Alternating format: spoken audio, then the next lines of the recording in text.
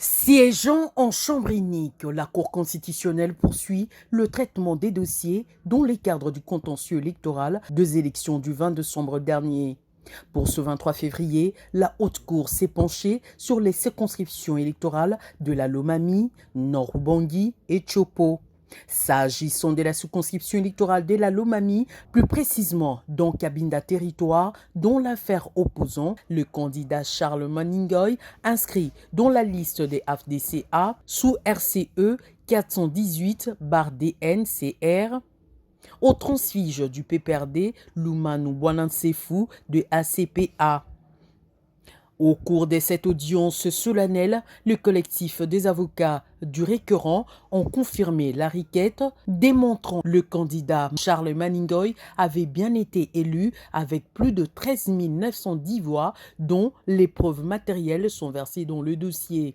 Contrairement aux moyens de la défense qui est resté dubitatif dans son argumentaire.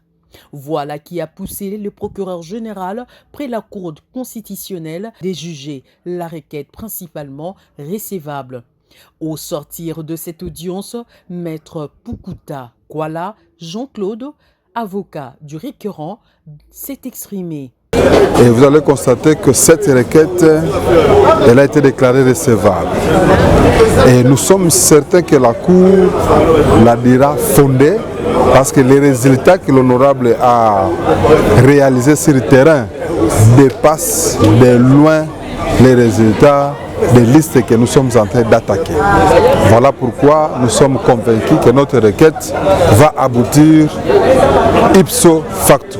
La partie défenderesse s'appuie uniquement sur les arguments liés aux résultats de la CENI, tels que proclamés, mais vous savez vous-même les conditions dans lesquelles la CENI a dû produire ces résultats et les contestations qu'on élève aujourd'hui sont de taille, de telle sorte que ces résultats-là sont contestés. Donc la partie adverse n'a pas d'autres arguments, mais nous prouvons sur le terrain que nos résultats ont été tronqués et les résultats que nous avons réalisés doivent être réhabilités. Signalons que le député national Lumanu Bwanansefu a été attaqué par plus de 8 regroupements et la Cour constitutionnelle promet de rendre son verdict définitif avant le 23 mars prochain. 0614 RCE 0661